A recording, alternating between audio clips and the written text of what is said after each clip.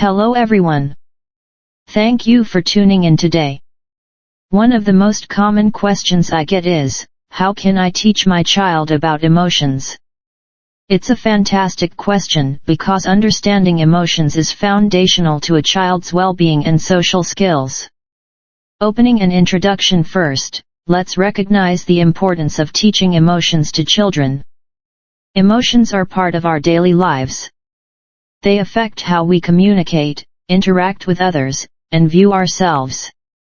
Teaching children about emotions from an early age equips them with tools to navigate life's ups and downs, and it helps them develop empathy, resilience, and self-awareness.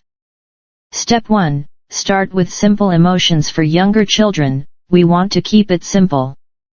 Begin with basic emotions like happiness, sadness, anger, and fear. When we start small, kids feel less overwhelmed, and it's easier for them to identify what they're feeling. One fun activity is using face cards or emotion flashcards. These cards have different facial expressions on them, and kids can match a face to a word.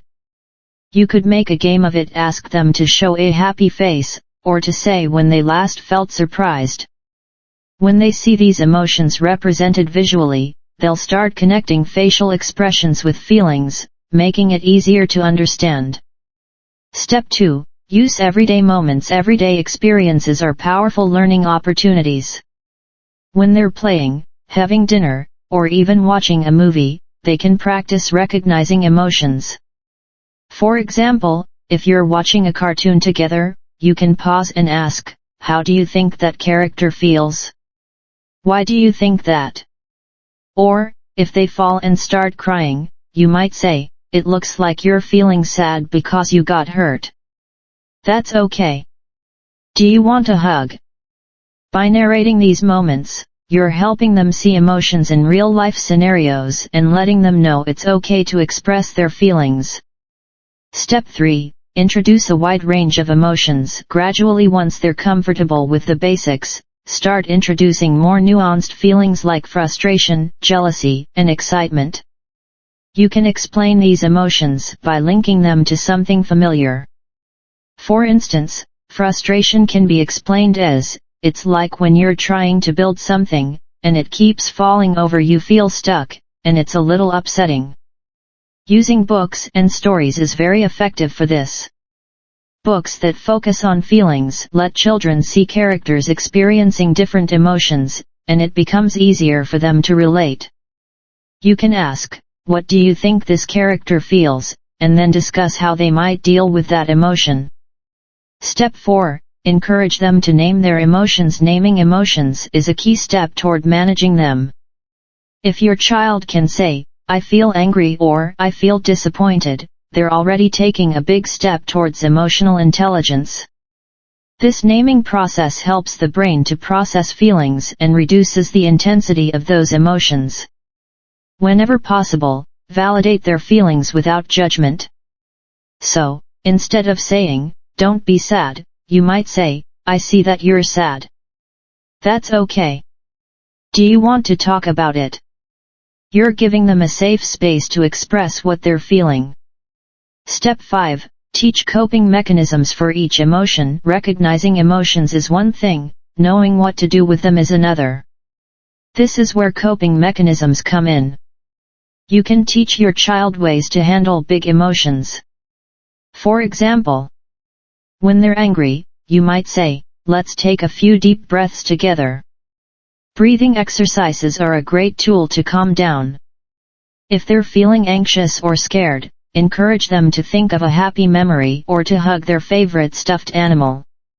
A comforting activity can make the feeling less intense. For sadness, let them know it's okay to cry or talk about what's making them sad. You can reassure them that all feelings come and go, and they won't feel this way forever. Step 6. Model healthy emotion expression. Children learn by watching adults, especially their parents. If you handle your emotions in a calm, thoughtful way, they're more likely to do the same. This doesn't mean hiding your feelings, it means showing them healthy ways to express and manage them. For instance, if you're frustrated after a long day, you might say, I'm feeling a little frustrated because today was very busy. I think I'll take a few deep breaths. Modeling shows your child it's okay to feel strong emotions and that there are positive ways to cope with them.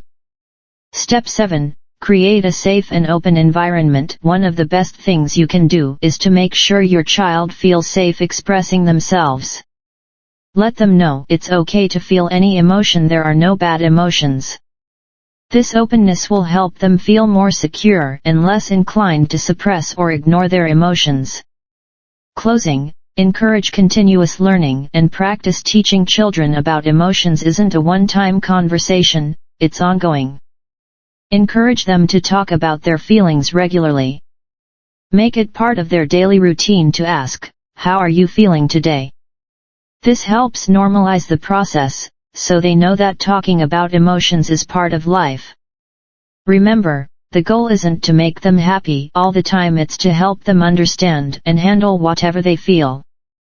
By teaching these skills early, you're setting the foundation for them to become emotionally healthy, resilient adults. Thank you for joining me. I hope this has given you some valuable insights into teaching children about emotions. Remember, the more we practice understanding emotions with our kids, the stronger their emotional intelligence will become. If you found this helpful, please like, subscribe, and share with other parents. Let's keep building emotionally strong kids together.